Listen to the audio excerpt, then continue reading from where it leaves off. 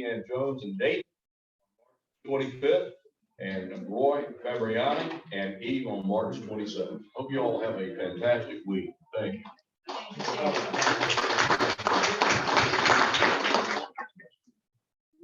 Robbie, introduction of guests and visiting Rotarians.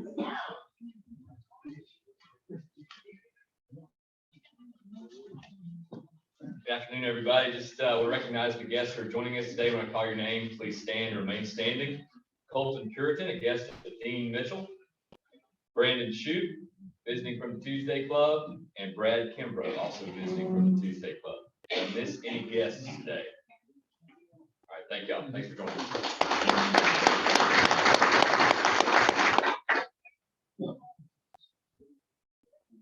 All right, can't pass this set.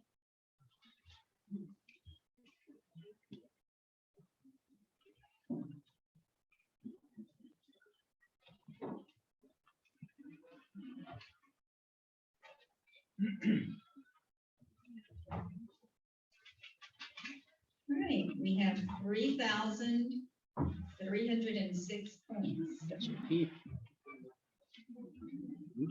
Winning ticket is 7675.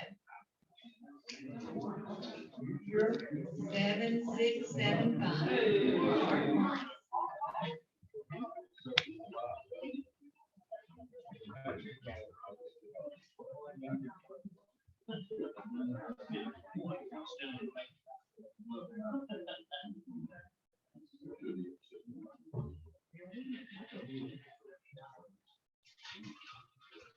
It's a spade, but the wrong number. Thanks, Deb. All right. There are 3 Rotarians that I would like to ask to come forward, please. Margaret Butch, Les Moreland, and Danny Sharp.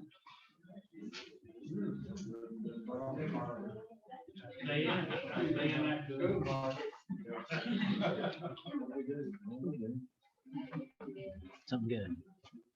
You guys have done a lot through the years, and so I wanted to award you with all of you, multiple Paul Harris awards. Danny, yours is a +3. Les, yours is a +3, and Margaret, yours is a +1. So we appreciate you and what you've done through the years, and it's a tremendous accomplishment, as we all know, just to become a Paul Harris Fellow. But to become a Paul Harris Fellow Plus is even a greater accomplishment, and it does a lot of good in the world. Some of the things are vaccinations, meals, education, construction of wells. Clean water is very important throughout the world, and a lot of people don't have the luxury that we do to enjoy that. So these gifts help provide for that, and you guys are a part of it. And the thing about it is that one of the things that makes it so special is that you'll never meet the people. You don't even know who all you've helped, but you helped a lot of people. And so your service is appreciated. So thank you for your service. And we're going to give you these pins and get a quick picture.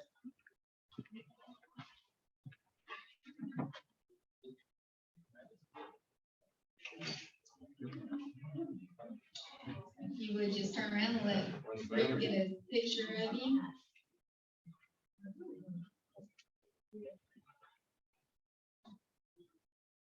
We got a bigger smile than that. Come on, cheeseburger. All right. Thank you, guys. Let's congratulate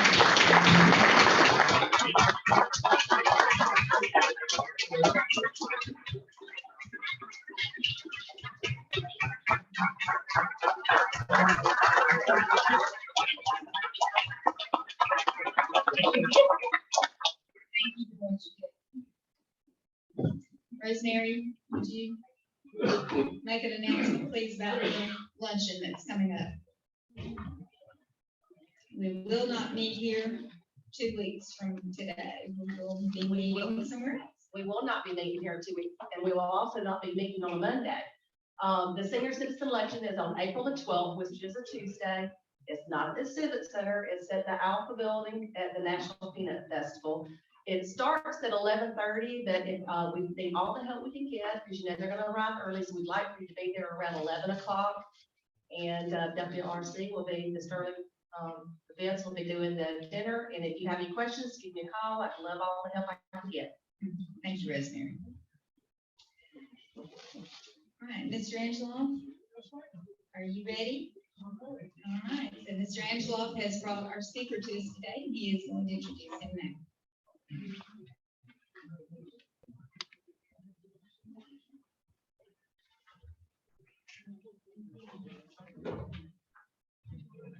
Well, it gives me a great deal of pleasure today to be able to introduce Matt Parker. He is the president of the Dothan Area Chamber of Commerce.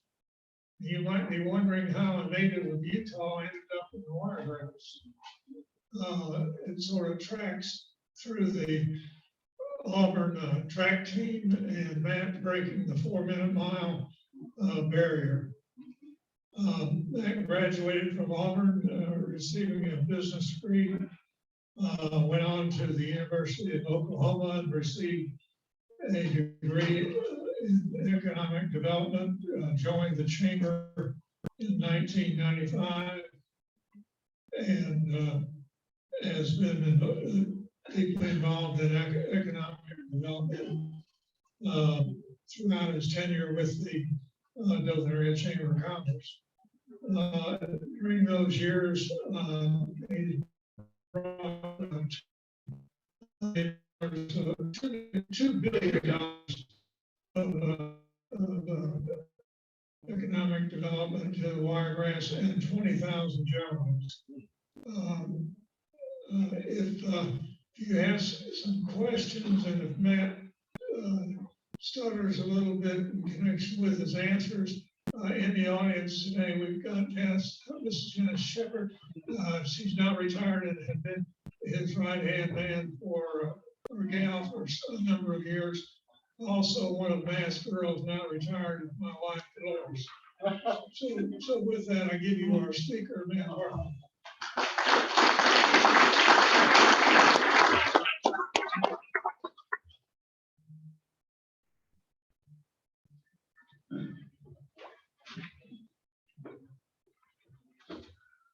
Well, thank you very much, Paul, for that introduction, the opportunity to speak to the Rotary Club today.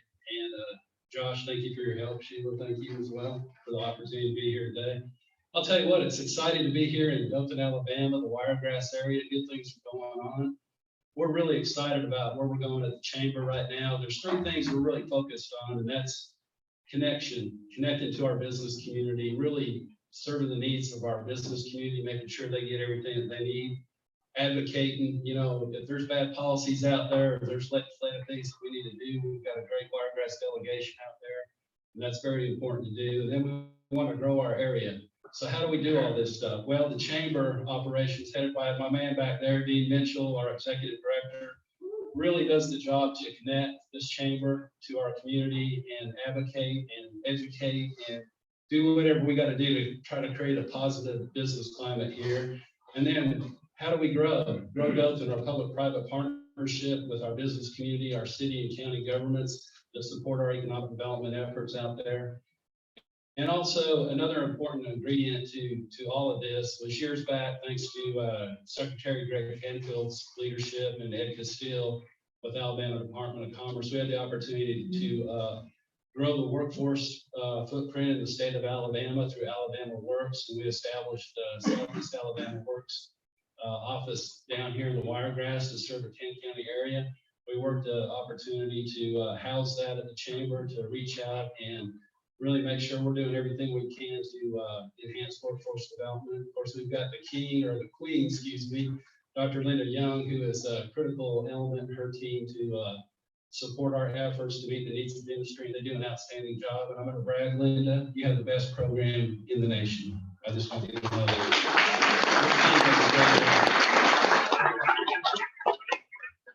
So I'm going to give you an update. Where are we with the chamber today? Well, you know, you think back the last 4 years, it's been a fun period with COVID, right? Everybody's had a great time. Rotary clubs have had a good time. Zoom videos, teams, everything. But I'm excited to say today, we are at an all-time level with our chamber membership. We grew our chamber membership during that period 16% with new members, thanks to many of you out there in the crowd. And that just tells you the commitment that we have here to build a positive climate out there. One initiative that we're doing, because we want to do more, and it takes more resources to do more, is we've undertaken through Dean's leadership and Davis Malone, our chairman, of a new campaign called Total Resource Campaign. And what that's doing is kind of give us another push and another bump there to get the resources we need so that we can continue to serve and expand and do more things to help our community grow. In fact, through this effort, which is going full speed ahead with a lot of volunteers and teams out there, we're going to be adding somewhere close to 25 more programs out there to set upcoming year to continue to reach out and do everything we can to grow our market. And it's pretty exciting times in my world.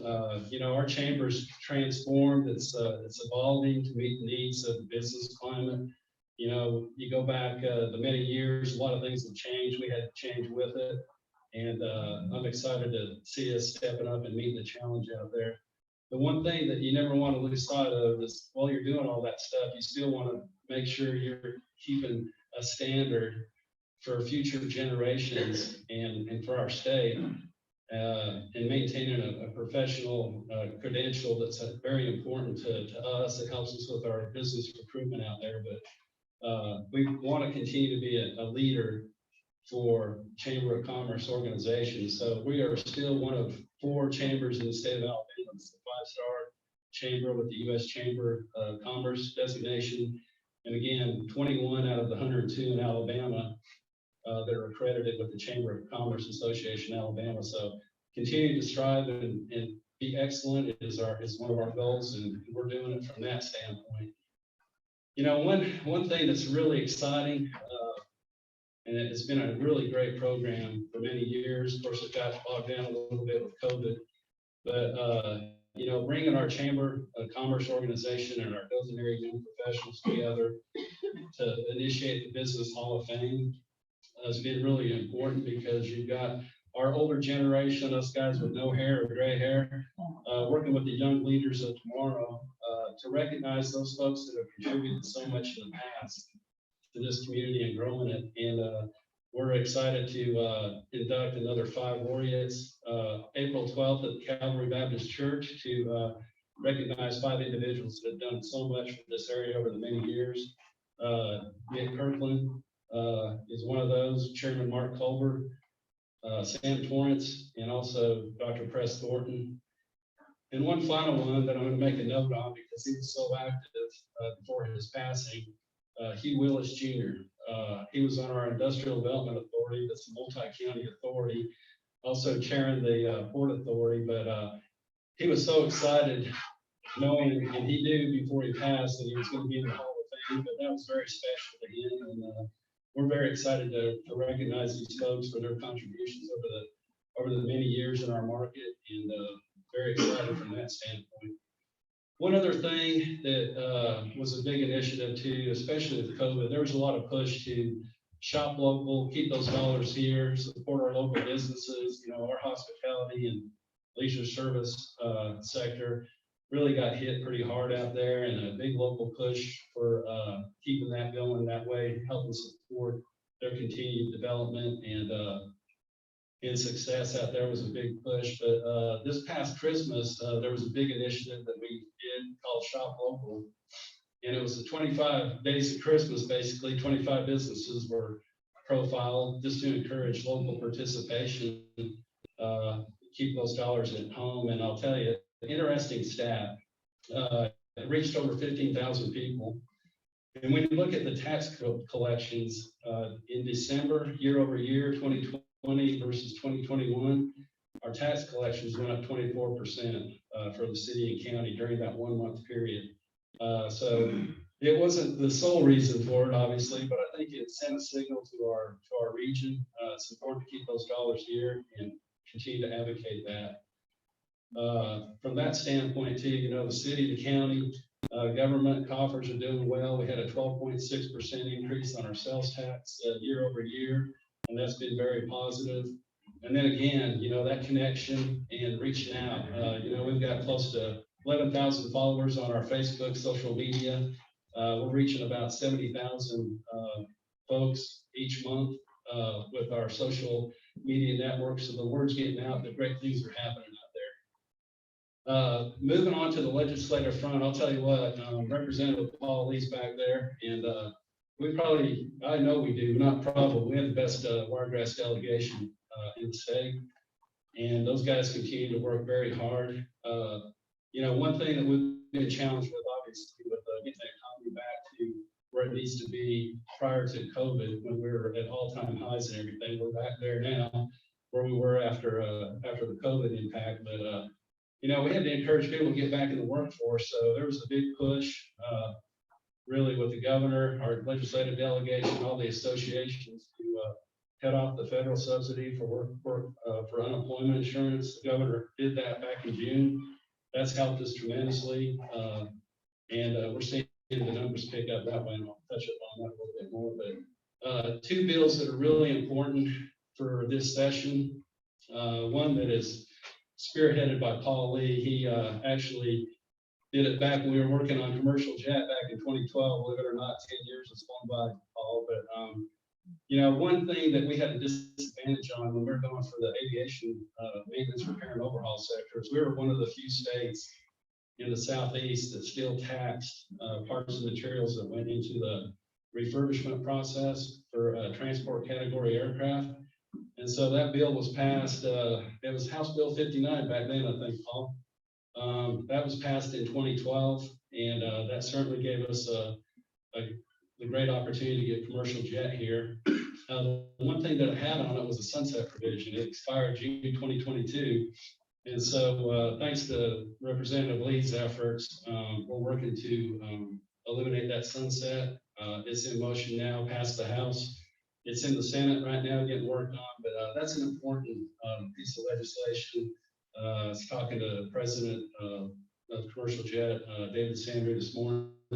He's got 21 aircraft out there right now. He said, "Do I have that many out there? I haven't counted them all." I said, "Yeah," but we're working with him on that. But we're hoping that goes through to help us out in our economic development efforts. One other bill that Representative Jeff Sorrells, is also spearheading is, if you guys remember back probably a little over a decade ago or so, Alabama passed Amendment 772, and that helped economic development. It helped the intent of it was to make everybody equal in the economic development world for all the counties.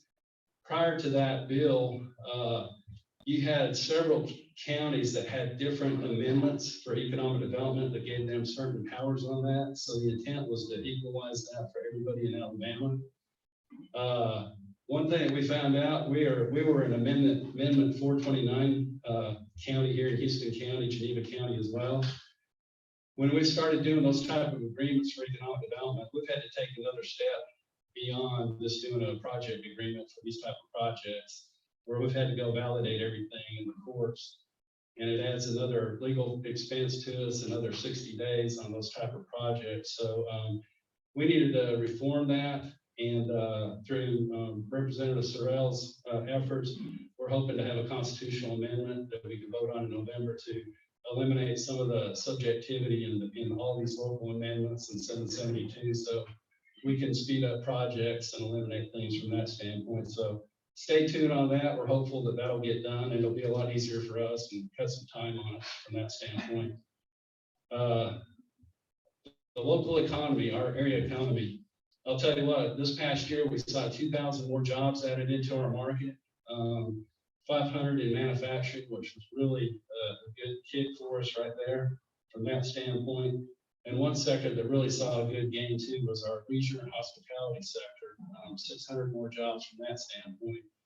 And Visit Dothan, our team in leisure services in the city of Dothan, they're doing a great job. They're packed out with events throughout the year.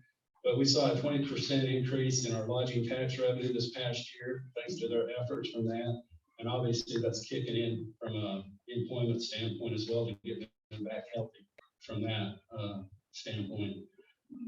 Labor market, everybody talks about workforce participation rates, And that's a question that we'll probably never solve, because some people are working as contractors, sole proprietors, whatever. They're not seeking jobs, so they're working, they're retired, maybe doing a contract with the company or whatever. And so everybody dwells on this workforce participation rate. When you look at our GDP, we continue to grow GDP, so how are we doing it? Well, we're doing it for those folks that aren't counted in the workforce. But the one thing, you know, that is encouraging is we're seeing a tremendous gain in our civilian labor market right now. We've added another 1,000 people this past year with our labor market force. And again, that's equating to more jobs, as indicated with the 2,000 we've added in our market. And we're at 3% right now. Our pie is bigger than it was pre-COVID when we were peaking out at an all-time high. But it's very, very positive for us, and we continue to see positive things there. With that said, if you go within 25 miles of this area, we still have 3,700 job openings. So if you guys need something else to do, please join the workforce. We'll take you. That's for sure. Good news out there on the front. United Van Lines did a study this past year, and Dothan was highlighted as the number 11 city in the nation for migration. So what does that mean? Well, 70% of the people that were moving were coming to Dothan versus leaving. So we were number 11 nationally, number 1 in the state of Alabama. Believe it or not, Huntsville was number 2. We beat woohoo!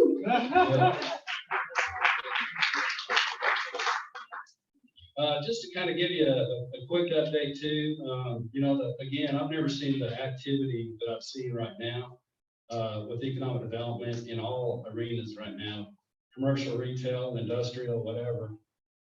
And it's amazing right now, the activity. The challenge is finding product, sites, available buildings. That market dynamic is tight. And so that is a challenge, just like a lot of our realtors trying to sell houses right now. So it's a good problem to have. We'll keep moving to create more opportunities from that standpoint and get things going. But just looking at the last 2 years, back in 2020, we had 94 projects with a mix of different type sectors out that way that we're looking to expand or do new projects. 2021, we ended up with 99 projects that took hold and did good things. So that was very positive for our market. This year, we are again talking and addressing the inventory issue. Our big push this year is to, you know, find some additional industrial property that we can afford. That's got good infrastructure from that standpoint. We're getting ready to break ground for a 100,000 square foot spec building over at the Sam Houston Industrial Park. Right now, we don't have a building over 40,000 available right now, so that's a big kick right now for our marketing efforts. And we're already putting projects in on a building that hasn't been built just because of the activity right now. It's amazing. Statewide, I was talking to Secretary Canfield the other day, and he said, "Give us product, we'll get you something in there." That's their challenge. They're facing the same thing throughout the state with having available product out there. So we know that's first and foremost for our efforts to create opportunity from that standpoint. We thought we had a deal up in Ozark for their 220,000 square foot building, but that didn't work out. So we are pushing that one as well, because that's the only other big building we really have in our jurisdiction right now to market. Working with Dale County and Ozark Economic Development with Holly Smith out there. One push that we're really excited about too is redeveloping our older sectors, our older corridors inside the circle, revitalizing those projects, getting some of the vacant properties back in the tax rolls, creating economic opportunity. Very fortunate to add Colton Curitan, who was introduced as a guest earlier. He's taken on that project, and he's already got a pipe full of projects right now in motion to create some new opportunities. One opportunity that he's working on very hard is the former China Star site. So that thing's going to look better in a little while. Right? I think that was our #1 spot right there to get that thing going. So we appreciate him. Really want to thank the city and the county in their regional vision and their collaboration. We are working on a lot of projects right now to address some infrastructure gaps in in our industrial park inventory and our development, they're very strategic in what they're doing with their COVID money. That's gonna help open up some new opportunities. We'll certainly some existing things that we need to get done with that, but they are taking a long view approach on that. I know Commissioner Shoots here as well, but Brandon, we appreciate you guys' work on everything you do from that standpoint. Very exciting. You know, when we're, you know, just kind of give you an update on a couple projects right now. Right now, we've got potential projects in the hopper. Of course, we're competing against probably 15 or 16 other states for each of these projects, but we've got 5 projects in proposal stage right now with the state. If it all hit, it'd be about $400 million of projects and 1,500 jobs. Of course, there's a lot of battles to be fought on that. We had a conference call the other day on a project, and they said, we've got 200 proposals, and we're following up with some information on it. And they said, man, if you can get us this, we'll get you in the top 75. Then if you can get in the next phase, we'll get you in the top 25. So we're trying to get in the top 25 right now. So, but it just tells you how competitive it is and, you know, how long it takes as well. You know, existing projects that are going to happen, we've got $92 million. They're new and expanding projects, about $92 million of investment and 350 jobs. These will happen. So those are in motion. Of course, the big one, FedEx, they're blasting full speed ahead. You're going to see a big transition in that corridor. 52 East and Sam Houston Boulevard, you will see a traffic light, and you will see a lot of improvements here coming this summer. And again, thanks to the team of the city and the county helping the industrial development board on that project. That's going to look really nice when that gets all finished, but everything's going good with that. One project that we're closing on, you know, I know Les and Brad have worked very hard as well. We're not going to announce nothing, but a few years back, Geneva County, thanks to the partnership with Wiregrass Electric and Power South, and really Geneva County Commission Chairman Toby Say, they put a 45,000 square foot spec building out there on 167 in the Geneva County Industrial Park, and we're going to have some good news to announce here shortly, so we're excited about that. And thanks for their help on that. And again, the leadership with the city and the county, having a regional vision, expanding the IDA from Houston County to Henry County to Geneva County, and soon to be Dell County. So we're going to be positioned and ready for a lot of things. To complement that effort, thanks to our legislative delegation, our city and county leadership, Geneva County, our delegation, Wiregrass delegation, we're going to see 52 get 4-lane. That's going to open up more access. You know, in a perfect world, the goal would be to get that 4-lane, get 167 4-lane, and get Florida to knock up 79, make that 4-lane. So we're putting 4 lanes to 4 lanes. It's quicker and faster to build that capacity. Florida needs it for evacuation and the growth that they've seen. You know, when you look down at the Panhandle, they've added 1 million people down there for the last 15 years. Their biggest challenge is how do they get them down there? You can't fly there. Well, you can fly there, but not everybody can fly down there. So what's the smartest, most cost-effective way to get people down there? Well, let's expand our existing corridor. So that's the strategy. Building new federal roads is a different game. So this is the quickest, fastest thing we can do to get things going from that standpoint. Again, on the retail commercial front, again, we've got 11 active projects that are going right now. So good things are coming on in the Dothan market. They're going to continue to prosper. Again, it's a team thing. Site consultants like to see regional collaboration. Their labor force comes from the region, so they're looking for that collaboration when they come to an area. So I'm very proud of where we are and where we're going to keep this area moving forward. And one little small thing that we often overlook is, you know, years back we created these small business revolving loan funds and Dothan and Houston County micro loan funds to capture and support smaller business. And this past year we did 14 of those, loaned out 1.7 million. Leveraged against 6.8 million in bank financing, and that helped create another 200 jobs out there this past year as well. So all cylinders are hitting, and if there's a weakness or a gap, we try to fill it to make things happen. But very excited where we are in today's market, and only seeing good things. Obviously, We got to continue to work hard on our workforce development.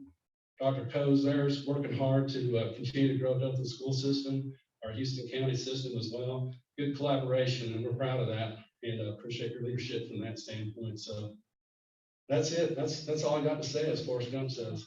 And again, I'll recognize Dolores and Janice. They trained me. So thank you very much for everything.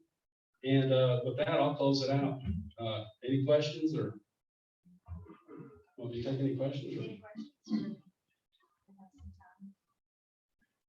Yes, sir. How fast is your mile today? I know I can break 6 minutes. It's got to be downhill though. I wish I could run faster, but holy cow. You know, the problem is you can do it mentally in cardiovascular. It's the mechanics now. Just the body doesn't go where it needs to go. You know? The FedEx facility in the middle, every road, when they do that, they're moving their complete operation off the west gate. They will transition that for the most part. Again, that's not the finalized. They can still use some of that. What was your question? The FedEx facility, that they're gonna move everything with their other location they have on Westgate. But no, I'll tell you, it's we got a great team. Brad Kimbrough, our chairman this year, has worked very hard, and appreciate your leadership, Brad, on a lot of things. And again, I'm blessed to have a great staff. They work hard. They put a lot of long hours in. You know, Janice and Doris made sure that they knew how to work when they left. So we appreciate that. But it's been an honor to work here over the many years for the chamber and see it grow. And just the people here in this room that have done so much. Yeah, it's really exciting. So I appreciate everything. It's a blessing to be here.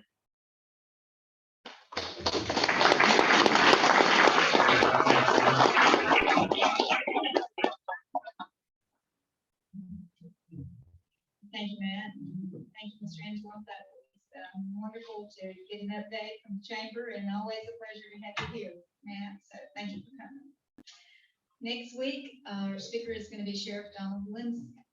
So you won't want to miss that. And mark your calendar for that senior citizens luncheon. I think you had some sign-up sheets for the spring picnic. We have a lot going on, a lot to look forward to. And so anyway, I want to thank you for the way you serve. Let's stand and recite our four-way test. Of the things that we think, say, and do, Is it true? Is it fair to all concerned? Will it build goodwill and better friendships? will be beneficial to all. Have a good week. Thanks for being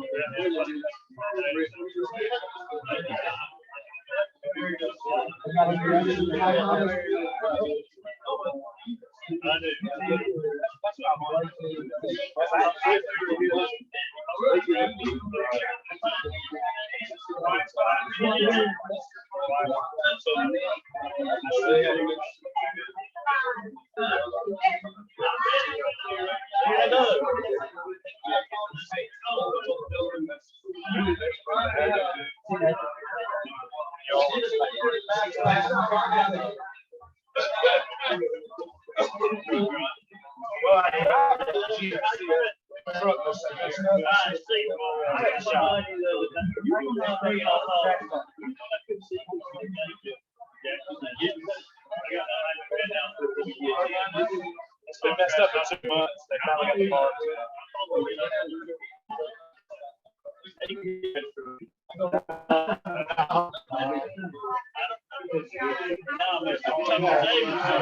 Hey, I need you to get a piece.